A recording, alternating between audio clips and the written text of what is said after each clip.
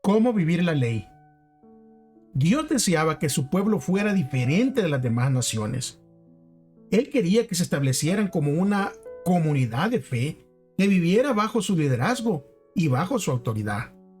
Todos estarían sujetos a su ley. Los jueces debían ser nombrados administradores de la ley y los sacerdotes debían enseñarla. Los padres también desempeñaban un papel crucial. En cualquier cultura, las leyes revelan los ideales, objetivos, intenciones y carácter de los legisladores. Por ejemplo, cuando el faraón ordenó matar a todos los bebés varones hebreos, esa ley puso de manifiesto que él era una persona malvada. Comencemos.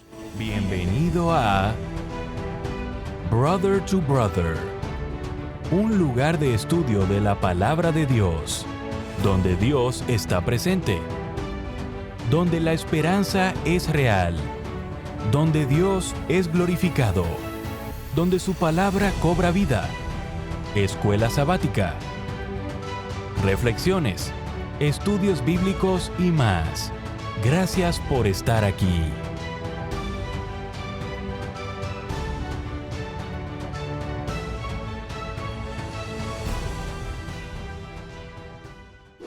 Muy bienvenidos a su programa Brother to Brother. Les saluda una vez más su amigo, su hermano Gerson Anaya, contento, agradecido con Dios. Él es el que permite que lleguemos hasta una semana más de estudio. Bueno, antes de comenzar, siempre recuérdense que es importante que usted tenga su lección, que usted tenga su Biblia y también algo con que tomar notas. Ahora acompáñenme por favor a orar. Así lo hacemos todos los programas reverentemente de allí donde se encuentre.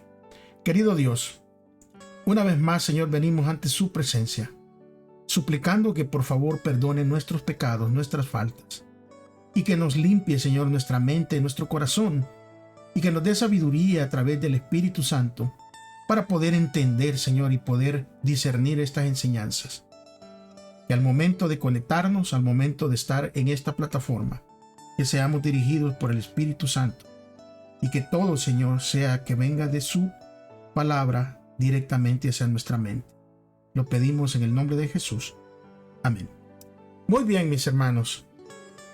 Este tema es súper importante, ya que muchos, ¿verdad?, creen de que la ley de Dios ya no tiene validez, que no sirve para nada, incluso, ¿verdad?, que ya fue abolida, que no hay ley. Pero, como vamos a ver esta semana, estas lecciones nos vienen a enseñando y nos vienen ayudando a entender la importancia de la ley de Dios y también cómo vivir la ley de Dios.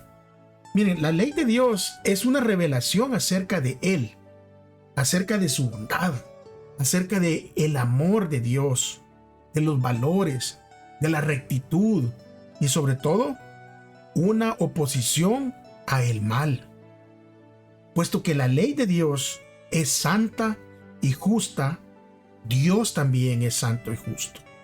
La ley genera un ámbito propicio para una vida abundante y si la obedecemos nos pone en resguardo de peligros y calamidades.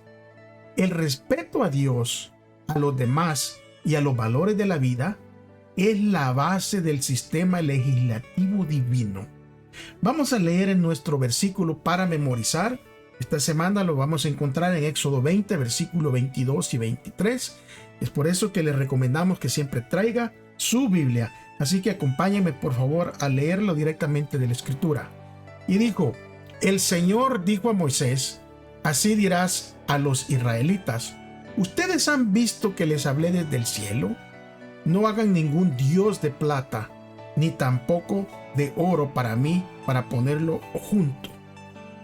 Estamos viendo entonces claramente cómo Dios se expresa directamente de su palabra. Pero para seguir entendiendo, vamos entonces a comenzar de lleno el estudio. Día domingo, allí en su folleto de estudio, denle vuelta a la página, llegamos al día domingo y en el día domingo nosotros vamos a ver justamente, ¿verdad?, el código del pacto. El código del pacto. Ahora, con la entrega de su ley en el Sinaí, Dios va a sentar bases para enseñar a su pueblo cómo vivir con santidad en conexión con Él. Pero los principios de la ley necesitaban ser explicados y aplicados a la vida cotidiana, por lo que Dios les da también leyes adicionales, y este es el llamado Código del Pacto. Era responsabilidad de los jueces velar para que esas ordenanzas fueran aplicadas correctamente. En el libro Patriarcas y Profetas, en la página 319, se nos va a dar una explicación más extensa para que logremos comprender este código del pacto y por qué era necesario. Mire lo que dice: la mente de la gente, cegada y envilecida por la servidumbre y el paganismo, no estaba preparada para apreciar plenamente los abarcadores principios de los 10 preceptos de Dios. Para que las obligaciones del Decálogo pudieran ser mejor comprendidas y ejecutadas, se añadieron otros preceptos que ilustraban y aplicaban los principios de los 10 mandamientos. Estas leyes se llamaron derechos, porque fueron trazados con infinita sabiduría y equidad, y porque los que magistrados habían de juzgar según estas leyes. A diferencia de los 10 mandamientos, estos derechos fueron entregados en privado a Moisés, quien debía comunicarlos a todo el pueblo. Ahora la pregunta es: ¿qué normas específicas promulgó Dios en relación con los esclavos hebreos, con el homicidio y también con las lesiones corporales que se podían llegar a suceder allí entre todo el pueblo? Bueno, para saber, vamos a leer Éxodo 21, versículo 1. Vamos a extenderlos y vamos a ir y posiblemente leamos hasta el versículo 32. Así que acompáñenme, porque ahí se da una explicación directamente de la palabra de Dios. Veamos lo que tiene que hablar con esos derechos, ¿verdad? Versículo 1 de Éxodo 21. Estos son los decretos que expondrás ante ellos. Cuando compres un esclavo hebreo, 6 años te servirá, pero al 7º saldrá libre gratuitamente. Si entró solo saldrá. Si tenía mujer, entonces su mujer saldrá con él. Si su amo le ha dado mujer y ella le ha dado hijos o hijas, la mujer y sus hijos serán de su amo y él saldrá solo. Y si él insiste en decir: yo amo a mi señor, a mi mujer y a mis hijos, no quiero salir libre, entonces su amo lo acercará ante los jueces, lo acercará a la puerta o al poste de la puerta y lo horadará la oreja con una lesna y le servirá para siempre. Cuando alguien venda a su hija como esclava, ésta no saldrá libre de la misma manera que suelen salir sus esclavos varones. Si ella no logra agradar a su señor, quien la había destinado para sí mismo, él ha de permitir que ella sea rescatada. No tendrá derecho de venderla a un pueblo extranjero por haberlo decepcionado. Pero si la ha destinado para su hijo, hará con ella como se acostumbra hacer con las hijas. Si él toma para sí otra mujer, a la primera no le disminuirá su alimento, ni su vestido, ni su derecho conyugal. Si no le provee estas 3 cosas, entonces ella saldrá libre gratuitamente sin pagar dinero. Ofensas, compensaciones y penas. El que hiere a alguien causándole la muerte, morirá irremisiblemente. Pero si él no lo premeditó, sino que Dios permitió que cayera en su mano, entonces yo te pondré el lugar al cual ha de huir. Pero si alguno actúa con premeditación contra su prójimo y lo mata con alevosía, lo quitarás de mi altar para que muera. El que hiere a su padre o a su madre morirá irreversiblemente. El que secuestre a una persona, o sea que la venda o que ésta sea encontrada en su poder, morirá irreversiblemente. El que maldiga a su padre o a su madre morirá irreversiblemente. Cuando algunos hombres peleen y uno hiera al otro con una piedra o con el puño, y éste no muera pero caiga en cama, Si se levanta y anda afuera apoyando en su bastón, entonces el que lo hirió será absuelto. Solamente lo compensará por el tiempo de inactividad y se hará cargo de su curación. Cuando alguien golpea a su esclavo o a su esclava con un palo y muera en sus manos, sin falta será castigado. Pero si sobrevive 1 o 2 días, no será castigado, porque es propiedad suya. Cuando algunos hombres peleen y hieran a una mujer encinta y ésta aborte sin mayor daño, el culpable será multado de acuerdo con lo que le imponga el marido de la mujer y según lo que establezcan los jueces. Pero si ocurre un daño mayor, entonces pagará vida por vida, ojo por ojo, diente por diente, mano por mano, pie por pie, quemadura por quemadura, herida por herida, golpe por golpe. Cuando alguien hiere el ojo de su esclavo o el ojo de su esclava y lo destruya, lo dejará ir libre en compensación por su ojo. Si ocasiona la pérdida de un diente a su esclavo o un diente a su esclava, dejará que se vaya libre en compensación por su diente. Muerte causada por animales: cuando un buey cornea a un hombre o a una mujer y como consecuencia muera, el buey morirá apedreado y no se comerá su carne, pero su dueño será absuelto. Si el buey era corneador en el pasado y a su dueño se le había advertido, pero no había guardado, y mata a un hombre o a una mujer, el buey morirá apedreado y también morirá el dueño. Si le es impuesta una multa, entonces dará en rescate de su vida cuando lo sea impuesto. Si ha corneado a un hijo o a una hija, se hará con él conforme a este mismo decreto. Si el buey cornea a un esclavo o a una esclava, el dueño del buey dará 330 gramos de plata al dueño del esclavo y el buey morirá apedreado. Muerte ocasionada por animales. Cuando alguien deje abierta o cave una cisterna y no la cubra, y allí caiga un buey o un asno, el dueño de la cisterna pagará a su dueño su valor en dinero, y el animal muerto será suyo. Cuando el buey de alguien hiera al buey de su prójimo y muera, entonces venderán el buey vivo y se repartirán el dinero. También se repartirán el buey muerto. Pero si se sabía que el buey era corneador en el pasado y su dueño no lo había guardado, pagará buey por buey y el buey muerto será suyo. El código, amigos y hermanos, del pacto lo vamos a encontrar registrado en varios capítulos de la Escritura. Y todos estos reglamentos y leyes fueron promulgados para detener la avalancha del mal y construir una sociedad ordenada. Aquí miramos la intención, ¿verdad?, con la que se dieron estas leyes. Porque imagínense si se dejaba que todo y cada quien hiciera como quisiera, cada quien fuera a vengarse de una manera, o sea, se iba a convertir esa sociedad en un caos.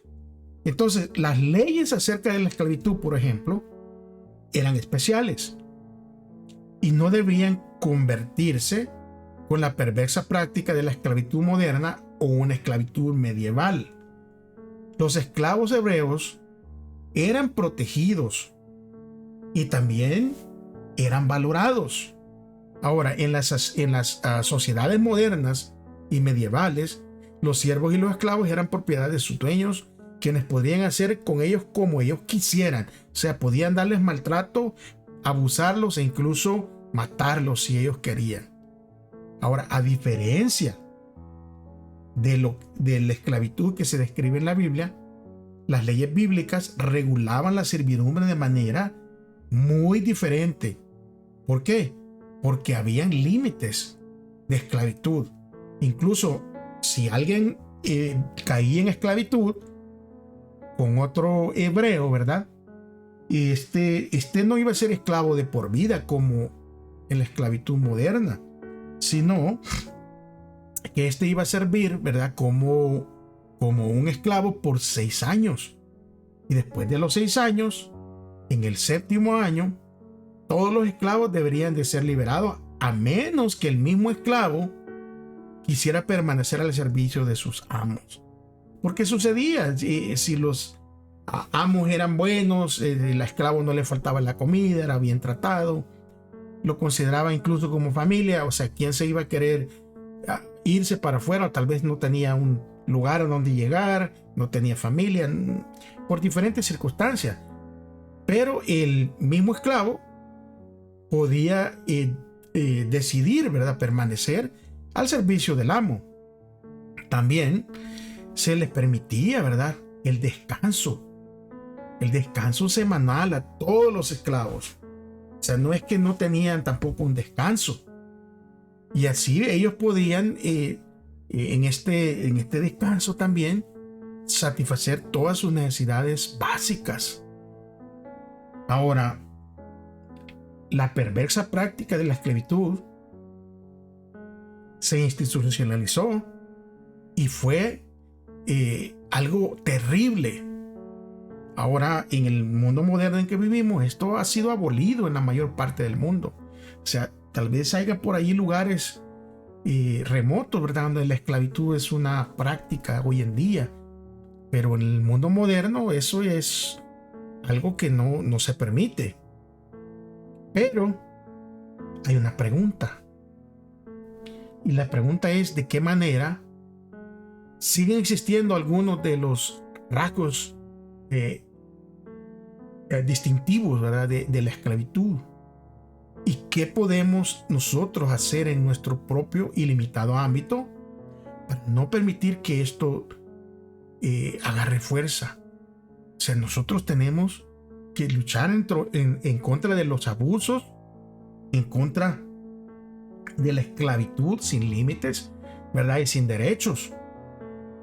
Ahora vivimos en una época moderna en donde, gracias a Dios, tenemos mucha instrucción bíblica de cómo actuar, de cómo dirigirnos. Pero siguen existiendo, lamentablemente, en muchos lugares, ¿verdad?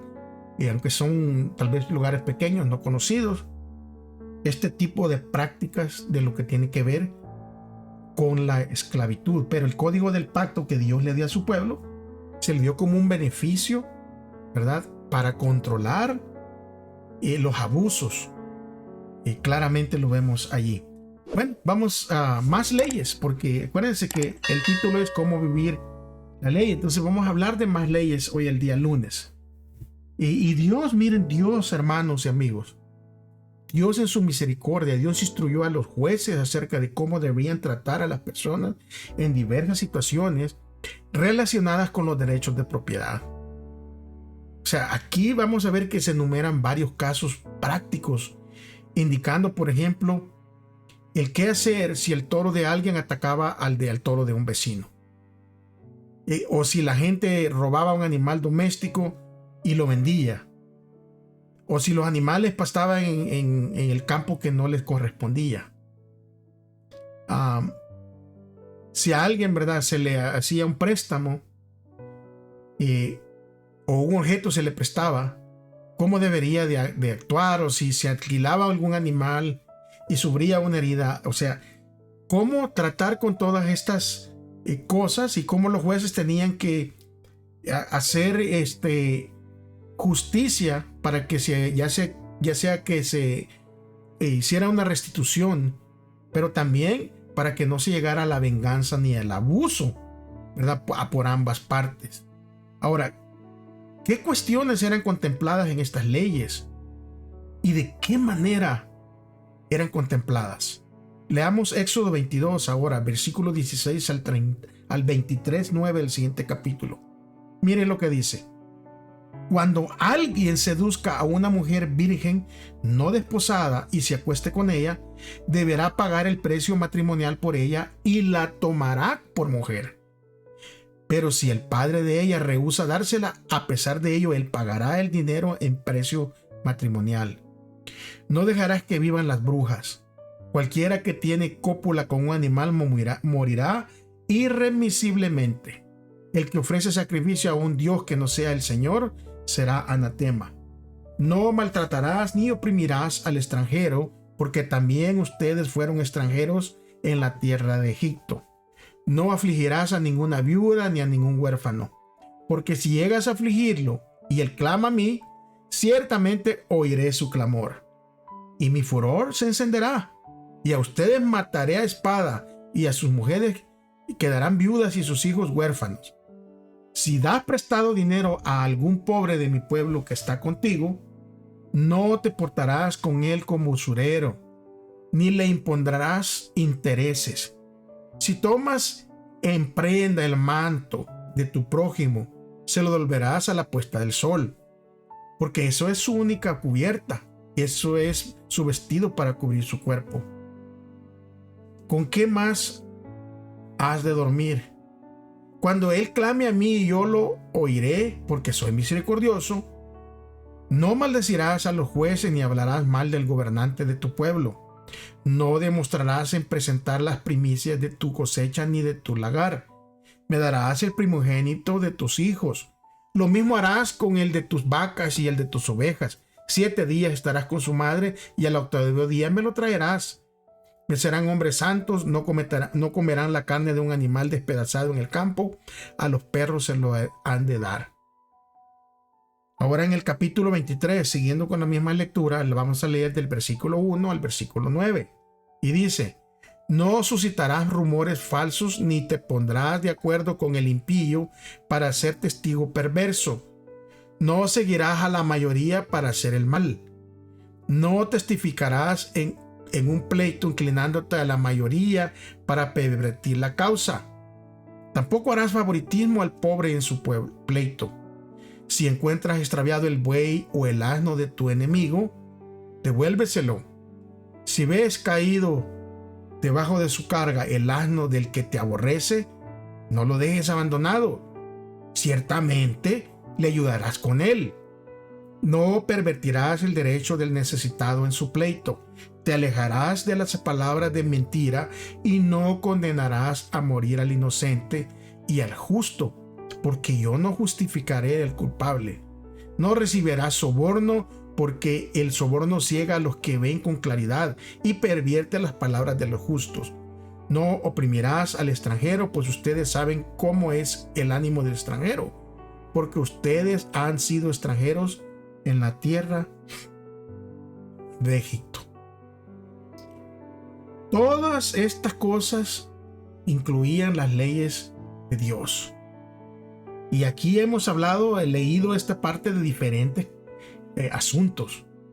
Y había entre ellas ciertas normas específicas contra el menosprecio o la humillación de las personas. Y eso es súper importante, porque a Dios le interesa aquella persona, ¿verdad?, que es tal vez menospreciada. Y para protegerla, Dios puso estas leyes. A Dios le interesa que las personas no sean humilladas. Le interesa que no se traten con un desprecio. Incluso Dios habla aquí acerca de que entre el pueblo no debe de existir ningún tipo de explotación. Y es por eso que a veces estos temas son delicados. Porque a veces adentro del mismo pueblo hay explotación, donde se hacen préstamos con intereses, en donde se saca ventaja de la persona que tal vez no entiende las normas o no entiende a veces. Y para evitar todo esto, tipo de explotaciones, Dios le dijo a Moisés que le explicara todo esto al pueblo. ¿Y saben por qué lo hizo Dios? Por misericordia. ¿Por qué? Porque Dios conoce la naturaleza del ser humano, y para corregir todas estas tendencias pecaminosas de nuestro corazón es como Dios da estas leyes para refrenar nuestras inclinaciones naturales. Miren, la sociedad debería de ser mantenida a salvo de el mal, eliminando todas esas malas intenciones, y sobre todo, ¿verdad?, tenía que llevar a unas buenas relaciones interpersonales que se debían cultivar entre el pueblo. Ahora, la justicia y el amor deben regir todas las acciones. Y aquí miramos que hay cuestiones importantes que son tratadas allí. Mire, ahora leamos Éxodo 23, a partir del versículo 10 al 19, para ver qué cuestiones importantes se van a seguir tratando en todo este capítulo de Éxodo 23 y en el anterior. Miren lo que dice ahora, versículo 10 de Éxodo 23 en adelante hasta el 19. 6 años sembrarás tu tierra y la recogerás su producto, pero el séptimo la dejarás sin cultivar y vacante, para que coman de aquella los necesitados de tu pueblo, y para que de lo que queden coman también los animales del campo. Lo mismo harás con tu viña y con tu olivar. 6 días te dedicarás a tus labores, pero en el séptimo día cesarás, para que descanse tu buey y tu asno y renueven las fuerzas, el hijo de tu siervo y el forastero. Guardarán todo lo que les he dicho. No mencionarán los nombres de los otros dioses, ni se los oiga en sus labios. 3 veces al año me celebrarán fiestas. Guardarán la fiesta de los panes sin levadura. 7 días comerás panes sin levadura, como te he mandado, en el tiempo señalado del mes de Abib, porque en él saliste de Egipto, y nadie se presentará delante de mí con las manos vacías. Guardarás también la fiesta de la siega, las primicias de los frutos, de lo que hayas sembrado en el campo. También guardarás la fiesta de las cosechas de la salida del año, cuando hayas recogido del campo el fruto de tus labores. 3 veces al año se presentarán todos tus hombres delante del Señor Dios. No ofrecerás la sangre de mi sacrificio junto con algo que tenga levadura. No quedará el sebo de mi ofrenda hasta la mañana. Traerás lo mejor de las primicias de tu tierra a la casa del Señor tu Dios. No cocerás el cabrito en la leche de su madre. Claramente ahora estamos mirando que se está hablando del sábado y las festividades religiosas que tenían que ver con el culto y recordaban acontecimientos cruciales de la historia de la salvación del pueblo. ¿Por qué? Porque el culto estaba cuidadosamente regulado, pues era la base teológica de todas las demás actividades. Miren, el sábado fue establecido en la creación. Ahí en Génesis capítulo 2, versículo 2 y 3, usted lo puede leer. Y estaba relacionado con la liberación y la redención de Israel. ¿Por qué? Apunta de manera poderosa a la adoración a Dios como nuestro Creador, Redentor y Señor. Es por eso que Israel debería celebrar 3 festividades religiosas principales cada año. Primero, ellos tenían que celebrar la Pascua o la fiesta de los panes sin levadura, y lo hacían normalmente en primavera, entre los meses más o menos de marzo y mediados de abril. Allí se celebraba la Pascua, que apuntaba a la celebración de cuando el pueblo de Dios había salido de Egipto, esa celebración que tuvieron, ¿verdad? Y también apuntaba al Cordero de Dios, al verdadero Cordero que había sido sacrificado. Bueno, segunda festividad religiosa que ellos tenían que hacer era el Pentecostés, o fiesta de la cosecha o de las semanas, y con su inicio 50 días después de la anterior. O sea, se esperaban 50 días y se celebraba todo ese tiempo. Ahora, esta fiesta del Pentecostés venía después de lo que era la Pascua. Tercero, venía la fiesta de los tabernáculos, o la fiesta de las cabañas, o de la recolección. Esto era más o menos en otoño, a mediados de septiembre y mediados de octubre. Eso lo podemos leer nosotros en varias partes de la Biblia. Por ejemplo, Éxodo 34, Levítico 23, Números 28. Pero Dios daba todas estas normas y estas leyes para mantener un orden y una armonía entre el pueblo, entre ellos mismos, pero también entre el pueblo y Dios mismo. Vamos a ver entonces cuál era el plan entonces, porque todo esto que estamos leyendo tenía un plan. Y el plan original de Dios, ¿cuál era? ¿Qué métodos quiso utilizar Dios para conquistar la tierra prometida? Recuérdense que cuando el pueblo sale de Egipto, Dios les promete, ¿verdad?, que les va a dar una tierra y se la va a dar a ellos. Pero ¿cuál era el método que Dios quería utilizar para conquistar la tierra prometida? Éxodo 23, versículo 20 al 33, nos va a explicar esto. Acompáñame a leer, por favor, tu Biblia. Miren lo que dice Éxodo 23, versículo 20 al 33. Y este era el plan original de Dios. He aquí yo envío un ángel delante de ti, para que te guarde en el camino y te lleve al lugar que yo he preparado. Guarda tu conducta delante de él y escucha su voz. No lo resistas, porque él no perdonará la rebelión de ustedes, pues mi nombre está en él. Pero si en verdad escuchas su voz y haces todo lo que te diga, seré enemigo de tus enemigos y adversario de tus adversarios. Porque mi ángel irá delante de ti y te llevará a la tierra de los amorreos, geteos, fereceos, cananeos, heveos y jabuseos, y yo los destruiré. No te inclinarás ante sus dioses, ni le rendirás culto, ni harás como ellos hacen. Más bien los destruirás del todo y romperás por completo sus piedras rituales. Pero servirás al Señor tu Dios, y Él bendecirá tu pan y tu agua. Yo apartaré las enfermedades de en medio de ti. No habrá en tu tierra mujer que aborte ni mujer estéril.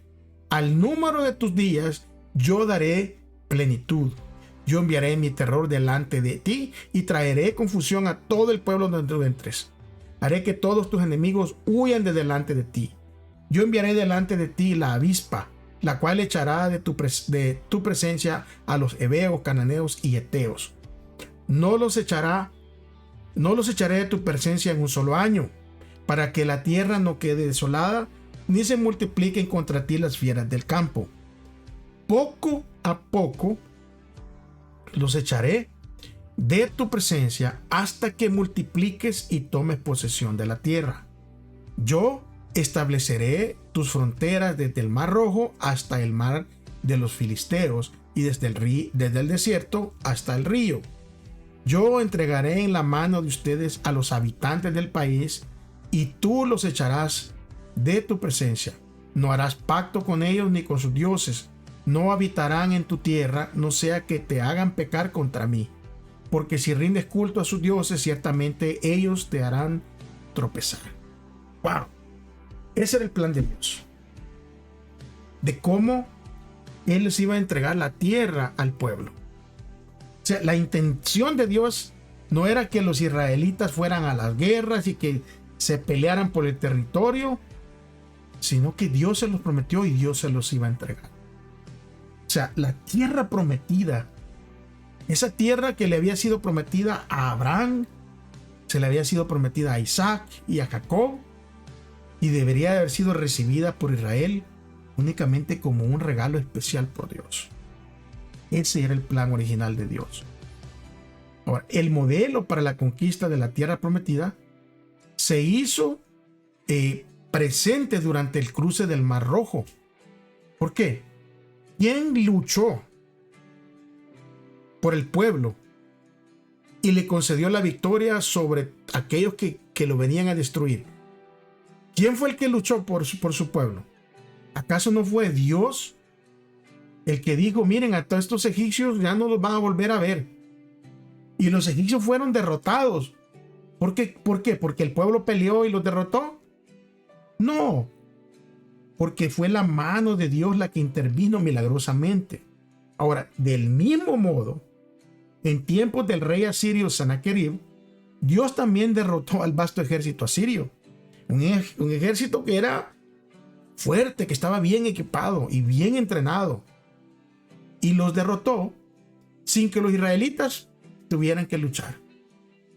Ahora, Dios les concedió la victoria porque el rey Ezequías creyó en la palabra de Dios que le fue comunicada a través del profeta Isaías. O sea, Dios peleó por su pueblo.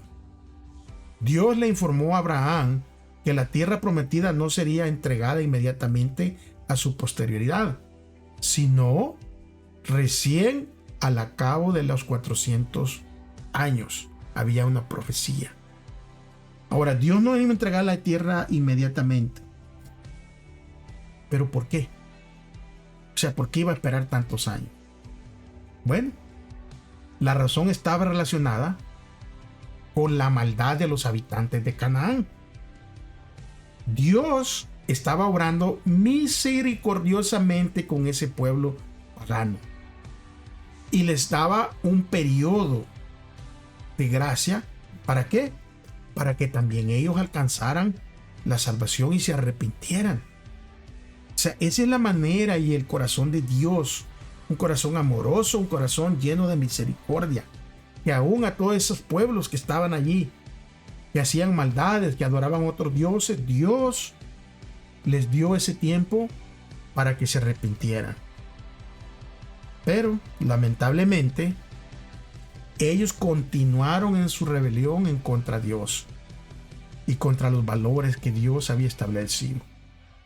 Así que cuando la iniquidad de esas naciones alcanzó su máximo clímax, Dios se dispuso a entregar su territorio a los hebreos como una nueva patria. Imagínense que el plan original de Dios incluía a todas esas naciones en aquel tiempo. Bueno, el plan original de Dios de hoy en este día incluye a toda persona, porque de tal manera amó Dios al mundo que dio a su Hijo unigénito, para que todo aquel que en él crea no se pierda, mas tenga vida eterna. O sea, ese es el plan original de Dios. Entregarnos las cosas. Él va a luchar. Él va a hacer las cosas. Ahora, Dios prometió que expulsaría a las naciones delante de Israel usando dos métodos que son inusuales, pero son muy efectivos. Primero, infundiendo temor a las naciones malvadas. Porque cuando oían las maravillas que Dios había hecho y oían todo de lo que Dios era capaz, había temor en los corazones de estos pueblos malvados. Pero también iba a utilizar avispas. Y esas avispas, esos aguijones, ahuyentarían, ¿verdad?, a la gente. Y esto iba a suceder antes de que los israelitas llegaran al nuevo territorio. O sea, sus enemigos iban a huir de allí, iban a dejarle ese lugar solo. El papel crucial de la conquista de la tierra prometida lo iba a desempeñar el ángel de Dios. Este mensajero era Cristo, y quien guiaba a Israel y los protegía era Cristo mismo. Recuérdense que leímos la semana pasada, ¿verdad?, de que el pueblo bebía y seguía, bebía de la piedra el agua, y la nube que los protegía, seguían a la nube que los protegía. Hablaba el apóstol y decía, porque esta piedra, ¿quién era? Era Cristo. Esa nube, ¿quién era? Era Cristo. Él era la columna de nube que los guiaba de día, y también era la columna de fuego durante la noche. Es que ese papel crucial de Cristo de guiar y de proteger todavía aplica a nosotros. Ahora, Israel debía de prestar mucha atención y escuchar al ángel, porque el ángel tenía autoridad divina. Ahora, ¿qué significa eso para nosotros? Que tenemos que poner también mucha atención y escuchar, porque la palabra de Dios tiene autoridad divina. Miren, el desafío a la voluntad de Dios y a la incredulidad respecto de su liderazgo fue lo que complicó el avance del pueblo. Es lo que está complicando el avance del pueblo hoy en día. Porque Dios dice una cosa que la quiere de una manera y nosotros por ahí se nos ocurre presentarla de la manera que nosotros creemos que es la voluntad de Dios. Y muchas veces no le creemos al liderazgo que Dios ha dejado. Y todo eso complica el avance del pueblo. Y esto nos debería de enseñar a nosotros que Dios hace todo esto por amor y es que es parte de la gracia de Dios. El hecho de que le concedió muchos años a los pueblos paganos para que abandonaran sus malas prácticas. Y que es la gracia de Dios hoy en día la que está concediendo un tiempo extra a todas aquellas personas para que se arrepienten y vengan hacia Él y no se pierdan. Y todo esto nos debe de enseñar también, porque como en el pasado, ¿verdad? Los pueblos no quisieron entender, no quisieron oír la voz de Dios. Y entonces Dios entregó a estos pueblos en las manos del pueblo de Israel. Y esto nos debe enseñar de que hay un límite de gracia. Hay un límite de la gracia de Dios hacia todos aquellos que niegan a aceptar esa gracia. O sea, y hermanos, esto es delicado porque muchas veces, en muchas ocasiones, abusamos de la gracia de Dios. Abusamos de la misericordia de Dios. El día miércoles nos va a hablar de un tema, hermanos, que es difícil a veces de llegarlo a comprender. Porque esta es como la sociedad actual, al menos hoy actualmente, se está queriendo desenvolver la sociedad, ojo por ojo. Tú me haces esto, yo te hago igual o más. Y lo hago a mi manera y lo interpreto como yo creo. Pero para que nosotros como cristianos, como hijos de Dios, entendamos todo esto, ¿cómo interpretó Jesús el significado de la ley del talión? O sea, la ley del talión, la que dice ojo por ojo, diente por diente, o sea, ¿cómo Jesús la interpretó? Y la interpretó de esa manera para que nosotros la entendamos y nosotros la apliquemos hoy. Mateo 5, 38 al 48, que es donde se hace alusión, ¿verdad?, a la ley del talión.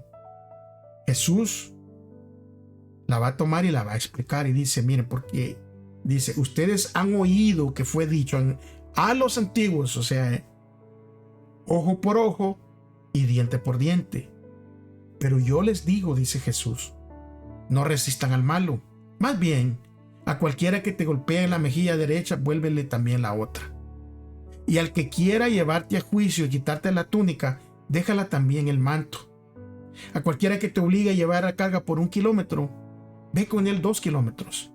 Al que te pida, dale. Y al que quiera tomar de ti prestado, no se lo niegues. Ustedes han oído que fue dicho, amarás a tu prójimo y aborrecerás a tu enemigo. Pero yo les digo, amen a sus enemigos y oren por los que los persiguen, de modo que sean hijos de su Padre que está en los cielos, porque Él hace salir su sol sobre los malos y los buenos y hace llover sobre los justos e injustos. Porque si aman a los que les aman, ¿qué recompensa tendrán? ¿No hacen lo mismo también los publicanos? Y si saludan solamente a sus hermanos, ¿qué hacen de más? ¿No hacen eso lo mismo los gentiles? Sean pues ustedes perfectos como su Padre que está en los cielos. Y todo esto lo estaba diciendo Jesús en el famoso Sermón del Monte. Y Jesucristo estaba citando textos del Antiguo Testamento con lo que sus oyentes estaban sin duda bien familiarizados. O sea, los conocían. Y Jesús habló en contra de las interpretaciones rabínicas vigentes que a lo largo de los siglos se habían alejado del propósito original de esas leyes citadas. O sea, la tradición humana no solo ocultaba el propósito de la palabra de Dios, sino que también en algunos casos ¿verdad? Omitiendo aquí o pensando aquí acerca de las regulaciones rabínicas acerca del sábado y lo que ellas habían hecho con el cuarto mandamiento, que habían pervertido su intención y su significado. Ahora, con lo que Jesús estaba diciendo, él estaba restaurando el sentido original de las leyes. Mire, en el monte de las bienaventuranzas, Jesús trató de corregir algunas de esas interpretaciones erróneas y le señalaba a sus oyentes la intención y el significado original de los textos. Éxodo 21-24, que habla de ojo por ojo, diente por diente, es el que he citado ahí en Mateo 5:38 y 39. Y Jesús les dice: ustedes oyeron que fue dicho. Pero yo les digo, y se refería a la ley del talión. Este versículo es también utilizado en otros lugares de la Biblia. Por ejemplo, en Levítico 24:20 dice: rotura por rotura, ojo por ojo, diente por diente. Según la lesión que haya hecho a otro, así se la hará a él. Y también en Deuteronomio 19:21 dice: tu ojo no le tendrá lástima, vida por vida, ojo por ojo, diente por diente, mano por mano, pie por pie. Esta ley fue formulada con la intención de evitar la venganza y de poner fin a las peleas sangrientas y a las represalias sin una investigación previa. Porque recuérdense que habían jueces y se tenía que hacer una investigación previa a cualquier decisión. Los daños se tenían que evaluar y quienes evaluaban todo esto eran los jueces. Después de la evaluación y de la investigación, entonces se establecía y se pagaba una compensación monetaria adecuada. Todo esto era para evitar que las personas tomaran la justicia en sus propias manos. Ahora, ¿era necesario hacer justicia? Claro que sí. Pero la justicia tenía que aplicarse en armonía con la ley de Dios. He allí la diferencia. Y Jesucristo, quien promulgó estas leyes sociales por medio de Moisés, conocía el propósito de ellas. Y esta fue la razón por la cual podía aplicarlas de manera objetiva, de acuerdo con la intención original. El motivo detrás de ellas era para hacer justicia, propiciar la reconciliación y también restaurar el orden y la paz. Y se podría argumentar, ¿verdad?, que la injusticia implica en cierto sentido una especie de venganza o de vindicación. Pero la correcta aplicación de estas leyes era un intento de encontrar el justo equilibrio entre la justicia y la vindicación. La pregunta es: ¿cómo puede la certeza de que Dios hará finalmente justicia ayudarnos a lidiar con las injusticias que vemos hoy en el mundo? Bueno, la certeza de que Dios va a lidiar justamente con todas las injusticias que hay en este mundo es la que nos llena de esperanza de que toda esta maldad terminará un día. No habrá más injusticia, no habrá más muerte, más crimen, no habrá nada de eso. Y eso nos ayuda a nosotros a esperar pacientemente al Señor, porque miren, al final, como dice el último día de este estudio, no se ven en ustedes mismos la venganza. La palabra de Dios dice: no se ven en ustedes mismos, amados míos, antes den lugar a la ira de Dios, porque escrito está: mía es la venganza, yo pagaré, dice el Señor.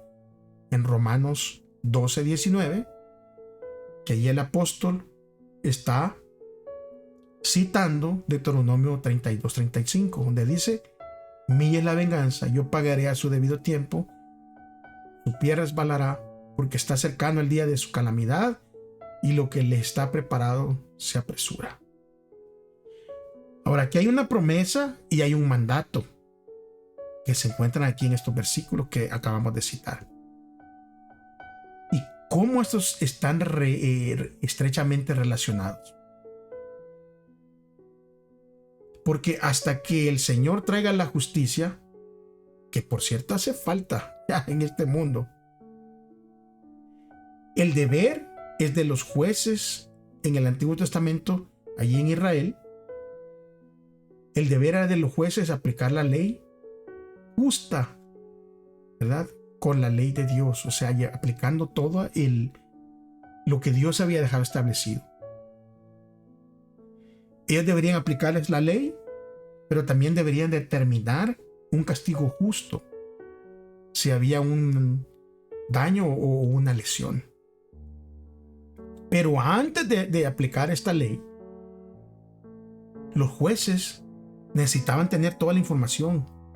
Necesitaban investigar los hechos, cómo, cuándo, dónde y por qué. Ahora, el problema era que ya en la época de Cristo, los maestros de la ley, los que deberían de haber enseñado la ley correctamente en su aplicación, la ley ya había abierto una puerta a la venganza personal. Porque en la época de Cristo ya le aplicaban esta ley de una manera errónea, que incluía la venganza. Y al hacerlo, el principio fue sacado de su contexto y se perdió el propósito inicial. En consecuencia, defendían lo que la ley realmente prohibía. Imagínense, fíjese esa contradicción. Habían torcido tanto la ley que la utilizaban para defender lo que la ley había prohibido, que decía que no se hiciera. Ahora, ¿qué nos dicen los siguientes textos acerca de cómo Jesús veía los principios relativos a la recompensa y al castigo? Miren, Mateo 6, versículo 4 y versículo 6 dice: de modo que tus obras de misericordia sean en secreto, y tu Padre que ve en secreto te recompensará. Versículo 6: pero tú, cuando ores, entra en tu habitación, cierra la puerta y ora a tu Padre que está en secreto, y tu Padre que te ve en secreto te recompensará. O sea, claramente miramos aquí algo entre tú y Dios, entre yo y Dios, ¿verdad? Mateo 16, 27 dice: porque el Hijo del Hombre vendrá en gloria de su Padre con sus ángeles. Entonces recompensará a cada uno conforme a sus hechos. O sea, ¿quién va a dar la recompensa? El Hijo del Hombre, el Señor Jesús. Él es el que está designado para dar esa recompensa. Lucas 6, versículo 23. Gócense en aquel día y salten de alegría, porque aquí su galardón es grande en el cielo, pues así hacían los padres de ustedes a los profetas. O sea, hablando de las recompensas que vienen, ¿verdad? Segunda de Timoteo 4, versículo 8. Por lo demás me está reservada la corona de justicia, la cual me dará el Señor, el juez justo, en aquel día, y no solo a mí, sino también a todos los que han amado su venida. Claramente, miren, y yo creo que esto tiene que quedar claro en nuestra mente. Jesús no estaba en contra del principio de la recompensa y del castigo. La justicia era una cuestión de principios y es una parte crucial para vivir. O sea, si no hay justicia, es un caos. Pero Jesús nunca estuvo en contra. Es más, ¿se recuerdan cuando Jesús llama a Zaqueo? Y Zaqueo, bueno, confiesa, ¿verdad?, que él ha robado y que ha hecho aquí, que ha hecho allá, pero Zaqueo se acuerda de lo que la ley decía acerca, ¿verdad?, la ley de compensación, y entonces dice: bueno, yo voy a devolver y voy a pagar tanto y tanto y tanto. Entonces Jesús no lo detuvo, porque Jesús estaba de acuerdo en la compensación, ¿verdad?, que este hombre tenía que dar. Ahora, esto no nos da el derecho, o le da el derecho a ningún individuo que él debe asumir el papel de juez, asumir el papel de jurado y también de verdugo. Porque entonces si esa fuera la manera, o sea, a nosotros se nos hace fácil, pero facilísimo, pervertir la justicia, porque la empezaremos a aplicar únicamente a nuestro favor. Pero no nos corresponde a nosotros reparar el daño. Si hay que reparar un mal, lo debe hacer un tribunal objetivo, porque es la labor de los jueces. Y en este contexto es cuando Jesús nos dice que seamos tan perfectos como nuestro Padre Celestial es perfecto. ¿Perfecto en qué? En hacer justicia.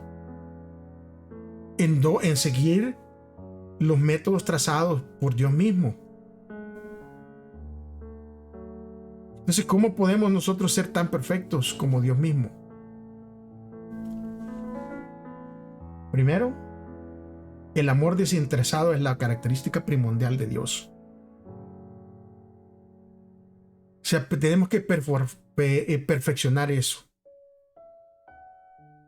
Sentir ese amor desinteresado por los demás. Y Jesús enseña a sus seguidores a amar a sus enemigos y a orar por quienes los persiguen. O sea, esto no es fácil, porque nuestra reacción natural humanamente es la ley del talión: ojo por ojo, diente por diente.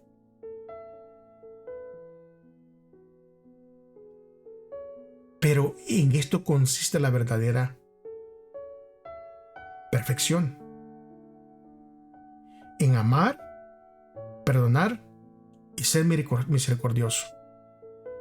Ahora, esto no quiere decir, ¿verdad?, que si alguien nos está abusando, si alguien está haciendo un mal en contra de nosotros, que le tenemos que perdonar y mostrarle la misericordia y seguir que nos siga abusando y llegue incluso hasta matarnos. No estamos hablando de eso. Aquí no se está hablando de eso. Porque nos acaba de enseñar que hay jueces donde se pueden llevar estos casos. Aquí en Estados Unidos, que es un país donde, ¿verdad?, es penada la violencia en contra de los niños, en contra de las mujeres, en contra de los hombres, en contra de los animales e incluso en contra del medio ambiente. Pero no porque alguien, ¿verdad?, por ejemplo, tiró una basura al río, yo voy a ir y lo voy a agarrar a golpes. No. Para eso hay leyes que protegen el medio ambiente. Entonces se acude a las leyes y que los jueces den el castigo, ¿verdad?, que se ha asignado a este tipo de faltas. Pero Dios nos dice a nosotros: miren, no sean vengativos. De esto se trata claramente este pasaje, porque la venganza no nos va a llevar a ningún lugar, e incluso venganza contra quienes lo merecen. Y ahí es donde vamos a perfeccionarnos, porque no es fácil. Porque cuando nosotros dejamos nuestra sed de venganza en las manos de Dios, le estamos diciendo a Dios: toma mi voluntad. Tú eres perfecto y tú conoces todos los detalles. Es por eso que los jueces tenían que averiguarse todo. Detalles de cómo, cuándo, por qué, dónde. Pero cuando nosotros depositamos nuestra venganza en las manos de Dios, Él no tiene que andar averiguando qué pasó. Él ya sabe. Y Él es el que va a aplicar la justicia, porque será una justicia perfecta. Ahora, este principio y las acciones a las que conduce es lo que significa reflejar el carácter de Dios. ¿Y cómo vamos a poder aprender día a día a amar, como se nos ha dicho? Bueno, esto implica dejarnos nosotros de un lado, morir a nuestro egoísmo,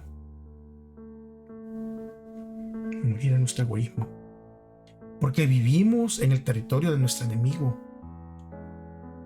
Y no es de extrañar que podamos ser heridos por sus hábiles y engañosas artimañas. ¿Y quién de nosotros no ha conocido el dolor y el sufrimiento provocados por el pecado y el mundo caído y pecaminoso en el que vivimos? Desgraciadamente, esto forma parte de la vida. Pero Dios nos da poder para poder afrontarlo. Nuestro amado Salvador nos enviará ayuda en el momento mismo en que la necesitemos. El camino al cielo quedó consagrado por sus pisadas. Toda espina que hiere ahora a nuestros pies, hirió también los pies de Él. Y toda cruz que debamos cargar, ya la cargó Él antes que nosotros. El Señor permite los conflictos con el fin de preparar el alma a la paz. El tiempo de angustia es una prueba severa y terrible para el pueblo de Dios, pero también es el momento para que todo verdadero creyente voltee a ver hacia arriba, hacia Dios, y por medio de la fe pueda ver el arco de la promesa que Dios ha dejado para su pueblo. Gracias, amigos y hermanos, por haber llegado al final. Estaremos aquí la próxima semana, si Dios lo permite.